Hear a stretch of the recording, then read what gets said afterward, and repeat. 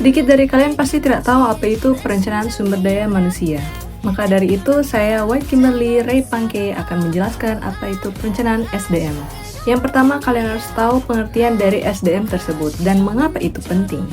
Jadi, sumber daya manusia ini adalah orang yang memiliki kemampuan, keterampilan, dan tenaga untuk mencapai tujuan organisasi.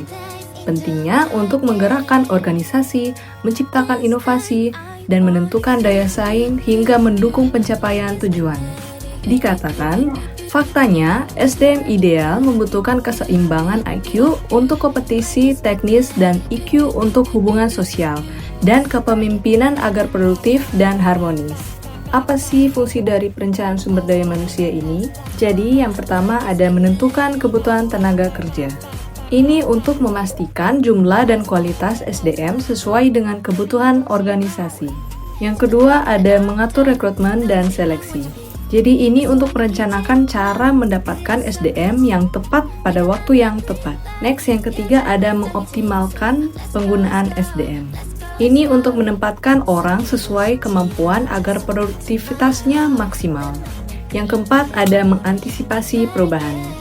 Jadi mereka harus siap menghadapi perubahan teknologi, pasar, dan kondisi ekonomi. Yang kelima ada mengurangi risiko, kekurangan atau kelebihan SDM. Jadi ini agar biaya tenaga kerja terkendali dan tidak menghambat kinerja. Yang terakhir, yang keenam ada mendukung strategi organisasi. Tentu saja ini untuk menjamin SDM selaras dengan visi, misi, dan tujuan perusahaan tersebut. Next, ada tujuan perencanaan manajemen SDM. Yang pertama ada memastikan ketersediaan SDM yang tepat. Yang kedua, menempatkan orang sesuai kemampuan. Ketiga, menghindari kekurangan atau kelebihan tenaga kerja. Keempat, mendukung pencapaian tujuan organisasi. Kelima, mengantisipasi perubahan kebutuhan SDM. Dan keenam, yang terakhir, meningkatkan efisiensi dan produktivitas. Langkah-langkahnya yang pertama ada analisis kebutuhan SDM. Ini untuk menentukan jumlah dan jenis tenaga kerja yang diperlukan. Yang kedua ada analisis ketersediaan SDM. Ini untuk mengevaluasi SDM yang ada saat ini. Yang ketiga ada peramalan atau forecasting. Jadi ini untuk memprediksi kebutuhan SDM di masa depan yang akan mendatang. Keempat, tentu saja untuk menyusun rencana.